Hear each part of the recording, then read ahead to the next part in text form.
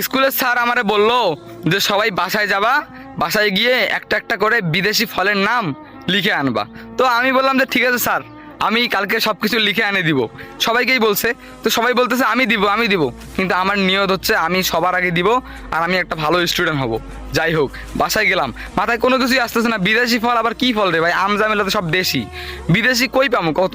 যাই হোক, বাবার কাছে গেলাম, গিয়ে বললাম বাবা একটা বিদেশি ফলের নাম বলো তো। তখন বাবা বললো দূর, তোর সব ফালতু কথা বাদ দে তো। বাবা বললো না। যাই হোক, কি আর করার, লিখলাম খাতার মধ্যে। তারপরে দাদার কাছে গেলাম, দাদার কাছে গিয়ে বললাম দাদা একটা বিদেশি ফলের নাম বলবা প্লিজ। তখন দাদা বললো তুই তো পাগল রে, দেখতেছ না তুই একটা পাগল। দাদা ভাল লাগে না, একটা ইম্পর্টেন্ট একটা প্রশ্ন করলাম তুমি কিছুই বোঝো না। তখন দাদা বললো তুই একটা পাগল। যাই হোক, পাশে ছিল বড় ভাই বৈশা, মাথার শুধু চুলকাই দিছিল বড় ভাই। বড় ভাইয়ের কাছে গেলাম, গিয়ে বললাম বড় ভাই, ও বড় ভাই একটা বিদেশি ফলের নাম বলো না। তখন বড় ভাই বললো শোন, আমার হাতে সময় নাই, আমার গার্লফ্রেন্ডের সঙ্গে ঘুরতে যাওয়া লাগবে, তুই এখন এখান থেকে চলে যা। দূর, কেউ বললো না, যা, মাথা গরম করে ওগুলাই লিখছি খাতার মধ্যে। তারপরে স্যারের কালকে স্কুলে গেছি, স্যার আমাকে বললো এই লাফিজ বলো তো দেখি বিদেশি ফলের নাম। আমি বললাম যে বিদেশি ফলের নাম মানে যেগুলো কালকে লিখছি। তখন স্যার বললো হ্যাঁ হ্যাঁ হ্যাঁ ওগুলাই বলো।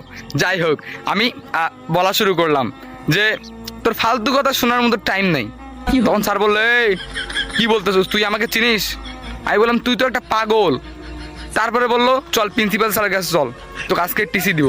আমি বললাম ধুর, আমার সময় নাই, গার্লফ্রেন্ডের সঙ্গে ঘুরতে যাওয়া লাগবে।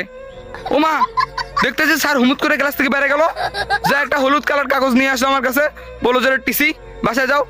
ওমা, আমি তো অবাক, স্যার আমার দোষটা কি? আমাকে তো বলছেন যে বাসা থেকে নিয়ে আসতে, আমি তো বিদেশি বলে নাম লিখে আনছি, আমি তো পাইনি। এই জন্যে আব্বা দাদার ভাইয়ের কাছে আমি শিখা নিয়ে আসছি, ওরা যদি আমার ইল্লা বলে আমি কি করবো? তখন স্যারও ওখানে অবাক হয়ে গেল আর আমারে ঠপাস করে গেট থেকে বাইর করে দিল। আমার আর পড়াশোনা করা হইল না।